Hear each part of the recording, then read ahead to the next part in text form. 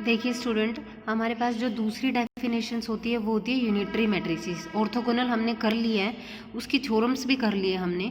अब unitary matrices को देखते हैं वो क्या होती हैं।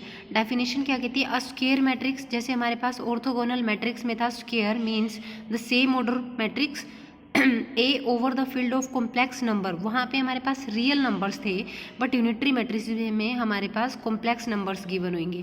Is set to be unitary if A theta is equal to A theta is equal to identity. ध्यान दो, यहाँ पे हमने जो ऑर्थोगोनल मैट्रिक्स है उसमें थीटा की जगह हमारे पास क्या होता था, ट्रांसपोज, ठीक है, डैश होता था। पर यहाँ पे हमारे पास थीटा है, मीन्स कंजुगेट ट्रांसपोज है हमारे पास। और जब कंजुगेट ट्रांसपोज होता है ना, तब हम उसमें कॉम्प्लेक्स नंबर्स को उठाते हैं। जैसे हम एक एग्जाम्पल लेते हैं कि भाई मेरे पास एक मैट्रिक्स है जिसके एलिमेंट्स मेरे पास कैसे हैं, 0 माइनस आयोटा, ठीक है, रियल नहीं है, आयोटा एंड 0। अब सबसे पहले मुझे उसका क्या निकालना है कि मुझे उसका ए थीटा फाइंड आउट करना होता है। अब ए थीटा को फाइंड आउट करने के लिए आप क्या करते हो, कंजुगेट कर देते हो और फिर मैट्रिक्स का ट्रांसपोज कर देते हो। तो मुझे ए कंजुगेट चाहिए, यानी कि बार। तो भाई अब मैं क्या करूँ, 0 जो मेरे पास है वो एज इट इज़ रहेगा, जो माइनस का साइन होता है वो प्लस का बन जाएगा, जो प्लस का होता है वो माइनस का बन जाता है, और 0।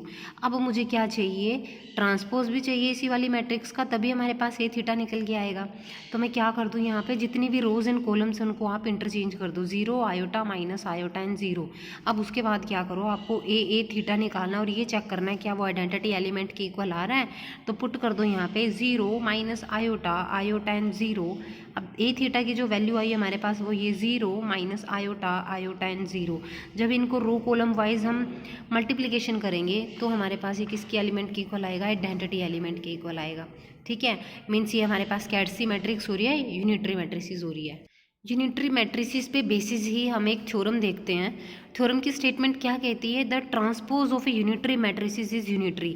यूनिटरी मैट्रिसेस आपको गिवन है, आपको क्या करना है, उसका ट्रांसपोज अप्लाई करना है। जब आप ट्रांसपोज करोगे तो अगेन वो आपके पास कैसी आनी चाहिए, यूनिटरी आनी चाहिए। अब आपको पता है ए यूनिटरी मैट्रिसेस है, डेफिनेशन क्या कहती है यूनिटरी मैट्रिसेस की, ए थीटा आइडेंटिटी के equal.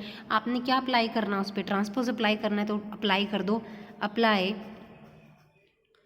Transpose on both sides.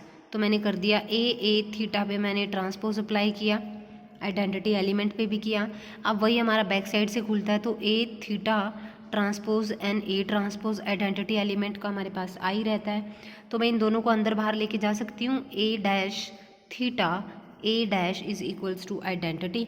अब ये देखो हमारे पास, इसको आगे ले आओ, ए डैश, बिकॉज थीटा वाला जो हमारे पास होता है वो पीछे होता है, A dash theta is equals to identity, which means यहाँ हम आगे लेकर आएँ या हम पीछे लेकर आएँ, दोनों की दोनों इक्वेशन से हमारे पास क्या होता है, A dash theta A dash या फिर A dash theta is equal to identity. यानी कि आप ट्रांसपोज कर रहे हो ना यूनिटरी मैट्रिसेस का, वो आपके पास फिर से क्या आना चाहिए, यूनिटरी ही आना चाहिए।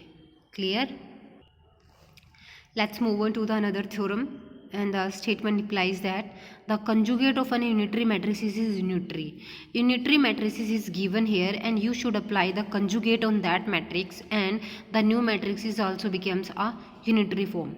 ठीक है, जो हमारे पास स्टेटमेंट है वो क्या कहती है कि यूनिटरी है हमारे पास, और यूनिटरी की हमारे पास डेफिनेशन क्या इम्प्लाइज करती है, A theta is equal to identity.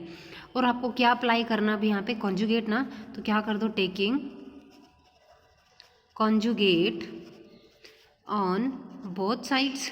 Conjugate हमारे पास क्या होता है, एक बार की फॉर्म में होता है ना। अब ये वाली मैट्रिक्स है, इस पर मैंने कॉन्जुगेट अप्लाई कर दिया, दोनों पे अलग अलग अप्लाई कर दो, ए थीटा पे भी अलग से अप्लाई कर दो, ठीक है।